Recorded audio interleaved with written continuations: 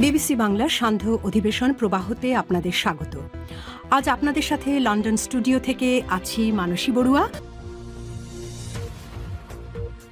বাংলাদেশের সর্বশেষ গুরুত্বপূর্ণ আপডেট সংবাদে আপনাকে স্বাগত। শুরুতেই সংবাদ শিরোনাম, পরে বিস্তারিত। প্রথমেই জানাবো আমাদের হাতে থাকা সর্বশেষ গুরুত্বপূর্ণ সবথেকে তাজা আপডেট সংবাদ। জামাত জোট ছাড়া নিয়ে ইসলামী আন্দোলন শুরার মতবিরোধ। চাহিদা মতো আসন না পায় জামাত ইসলামের নেতৃত্বাধীন 11 দলীয় জোট থেকে বেরিয়ে যেতে চায় চরমোনাই পীরের নেতৃত্বাধীন ইসলামী আন্দোলন বাংলাদেশ। তারা মোটামুটি জামাত ইসলামের জোট ছেড়ে দেওয়ার বিষয়ে সিদ্ধান্ত নিয়েছে। তারা জামাত ইসলামের কাছে 100টি আসন চেয়েছিল, কিন্তু জামাতের পক্ষ থেকে তাদেরকে 100 আসন দেয়া হবে না এই কথা জানার পর তারা জামাত ইসলাম ছেড়ে চলে যাওয়ার সিদ্ধান্ত গ্রহণ করতে শুরু করেছে।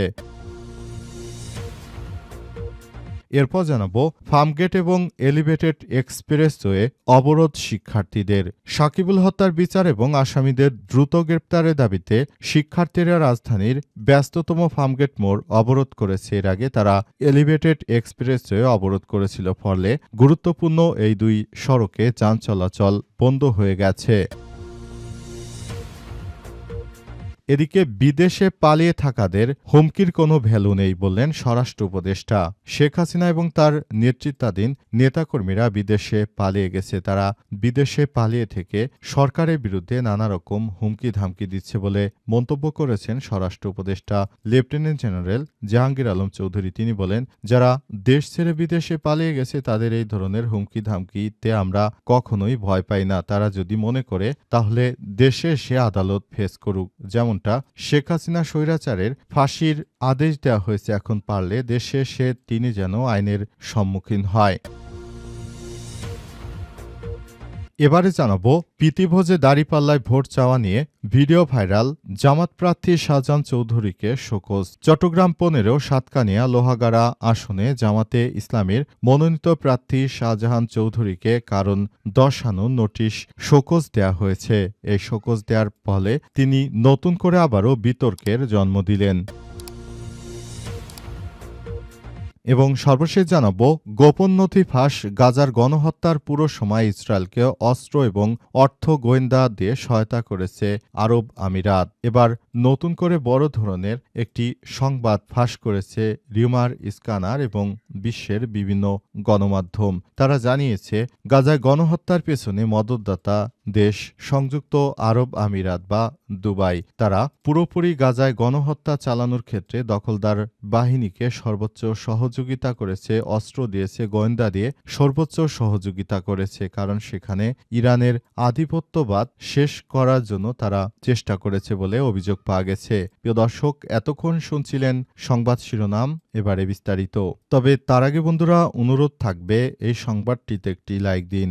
এই চ্যানেলে আপনি নতুন হয়ে থাকলে আমাদের সংবাদটি দেখতে দেখতে চ্যানেলটি সাবস্ক্রাইব করে রাখুন। কমেন্ট করে বন্ধুরা আপনার মূল্যবান মতামত জানিয়ে দিন আপনি বিশ্বের কোন দেশ থেকে বা বাংলাদেশের কোন স্থান থেকে আমাদের সংবাদটি দেখছেন এবং শুনছেন।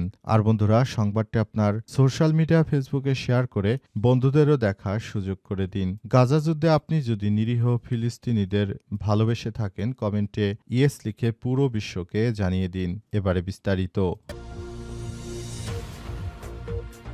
জামাত জোট ছাড়া নিয়ে ইসলামী আন্দোলনে শুরার মতবিরোধ। চাহিদামতো আসন না পায় জামাতের নেতৃত্বাধীন 11 দলীয় জোট থেকে বেরিয়ে যেতে চায় চরমোনাই পীরের নেতৃত্বাধীন ইসলামী আন্দোলন। এ বিষয়ে সিদ্ধান্ত নিতে দলটির মজলিস শুরায় মতবিরোধ সৃষ্টি হয়েছে বলে জানা গেছে। নিয়ে দুপুর পর্যন্ত ফোরামের বৈঠকে চূড়ান্ত সিদ্ধান্ত নেওয়ার বিষয়ে কথা হলেও এখনও চূড়ান্ত কোনো সিদ্ধান্ত নেওয়া হয়নি। আজ আসন সমঝোতা নিয়ে জামাত ইসলামী ও ইসলামী আন্দোলনের মধ্যে দফায় দফায় বৈঠক হয়। সেখানে দলটিকে 45টি আসন ছাড় দেওয়ার সিদ্ধান্ত নেয় জামাত, কিন্তু দলটি তারা 100টি আসন চেয়েছে জামাতের কাছে। কিন্তু জামাত ইসলামের মতো এত বৃহৎ একটি রাজনৈতিক দল যদি এই মুহূর্তে তাদেরকে 100টি আসন দেয়, এক্ষেত্রে মাওলানা মামুনুল হকের দলকেও আসন ছাড় দিতে হবে। পাশাপাশি এনসিপি সহ আরও বেশ কয়েকটি রাজনৈতিক দলকে আসন ছাড় দিতে হবে। এক্ষেত্রে জামাত ইসলাম দেখা যাবে মাত্র 150টির মতো আসন তাদের হাতে থাকে। থাকে।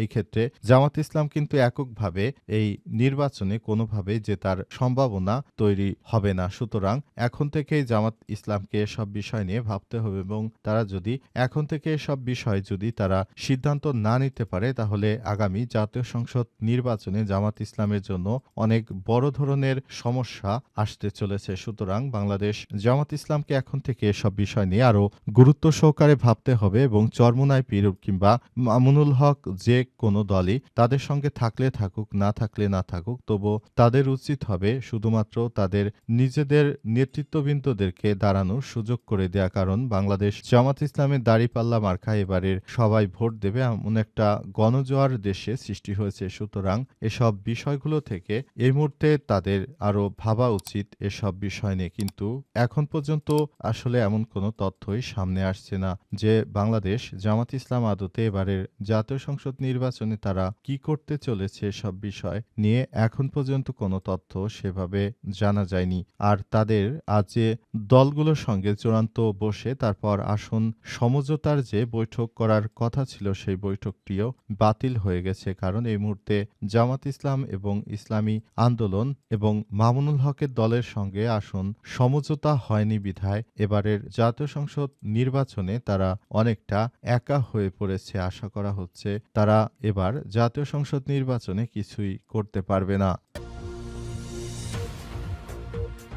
রাজধানীর ফার্মগেট ও এলিভেটেড এক্সপ্রেসওয়েতে সড়ক অবরোধ শিক্ষার্থীদের। সাকিবুল হত্যার বিচার ও আসামিদের দ্রুত গ্রেপ্তারের দাবিতে এবার রাজধানীর ফার্মগেট ও এলিভেটেড এক্সপ্রেসওয়ে সড়ক অবরোধ করেছে শিক্ষার্থীরা। তাদের দাবি, সাকিবুলকে দীর্ঘদিন ধরে হত্যা করার পর থেকে তারা যে তার বিচারের দাবিতে রাস্তায় নেমেছে, কিন্তু সরকারের পক্ষ থেকে এখন পর্যন্ত সেভাবে কোনো কিছুই করা হয়নি। এজন্য তারা সরকারের প্রতি একরকম নাখোশ হয়ে গেছে। এজন্য তারা চায় আগামী জাতীয় সংসদ নির্বাচনের আগেই তারা নতুন করে তাদের এই হত্যাকাণ্ডের বিচার যেন হয় সেই ব্যবস্থা সরকার যেন করে সেটি চায়। কিন্তু এখন পর্যন্ত আসলে পুরো বিষয়টি অন্যরকম লেভেলের চলে গেছে।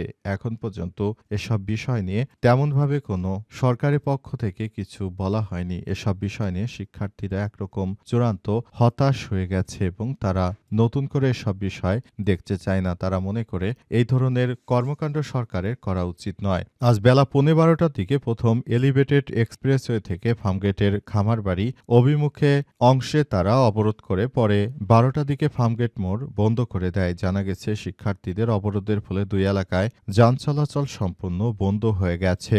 যান চলাচল বন্ধ হয়ে যাওয়ার কারণে মূলত নতুন নতুন সমস্যার সৃষ্টি হচ্ছে বলে জানিয়েছে তারা। স্বরাষ্ট্র উপদেষ্টা বলেন, বিদেশে পালিয়ে থাকাদের হুমকির কোনো ভ্যালু নেই।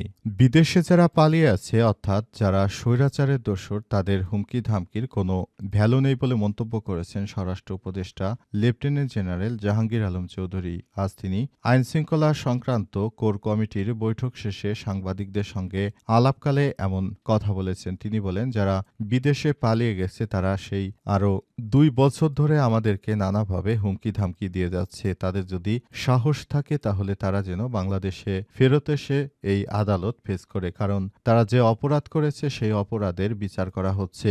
এই ক্ষেত্রে তাদের বিচারকে প্রশ্নবিদ্ধ করার চেষ্টা করা হচ্ছে। কিন্তু আমরা কোনোভাবে এই সন্ত্রাসীদেরকে ছাড় দিতে পারি না, কারণ তারা যেভাবে নিরীহ মানুষদেরকে গুলি করে হত্যা করেছে এই ধরনের কর্মকাণ্ড বাংলাদেশে আসলে হওয়া সম্ভব নয়। তাই আমরা বলতে চাই, এবারের নতুন বাংলাদেশ গড়ে তুলতে হলে অবশ্যই সবাইকে একযোগে কাজ করতে হবে।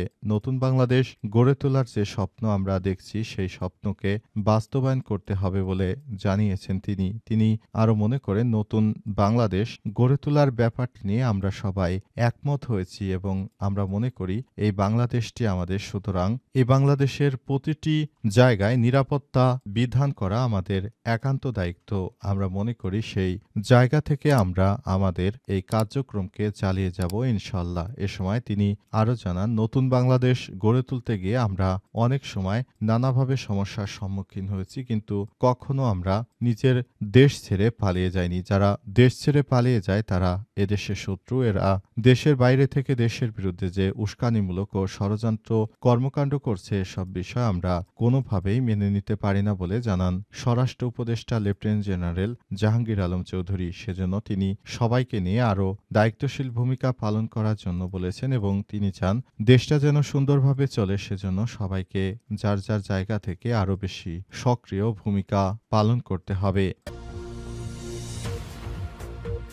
প্রীতিভোজে দাঁড়িপাল্লায় ভোট চায়, ভিডিও ভাইরাল জামাত প্রার্থী শাহজান চৌধুরীকে শোকজ। এবার নতুন একটি কর্মকাণ্ড করে বসেছে চট্টগ্রামের নেতা শাহজান চৌধুরী। এর আগে তিনি এমন কথা বলেছিলেন যে প্রশাসন নাকি জামাত ইসলামের পকেটে থাকবে। এই কথা বলার পর সারা দেশ জুড়ে অনেক সমালোচনার ঝড় বয়। এরপর থেকে তিনি নতুন করে আবার এমন একটি কথা বলেন যে তার এই কথায় পুরো বাংলাদেশের মানুষ এখন অনেক বেশি হতচকিত হয়েছে। তার এমন কর্মকাণ্ডে পুরো বাংলাদেশের মানুষ এখন তার বিরুদ্ধে সমালোচনার ঝড় বয়ে দিচ্ছে। তারা বলছে বিএনপির এই নেতা তিনি নাকি নতুন করে এই ধরনের কথাবার্তা, জামাত ইসলামের এই নেতা নতুন করে একটি অঘটন ঘটিয়েছেন। তিনি একটি দাওয়াতের অনুষ্ঠানে গিয়ে তিনি বলেছেন এবারে জামাত ইসলামকে ভোট দিতে, দাঁড়িপাল্লায় ভোট দিতে, কিন্তু তার এই কথাটি পুরো বাংলাদেশে ভাইরাল হয়ে গিয়েছে এবং তার এই কথা নিয়ে অনেকেই সমালোচনা করতে শুরু করেছে। নতুন করে এসব সমস্যার সৃষ্টি হয়েছে।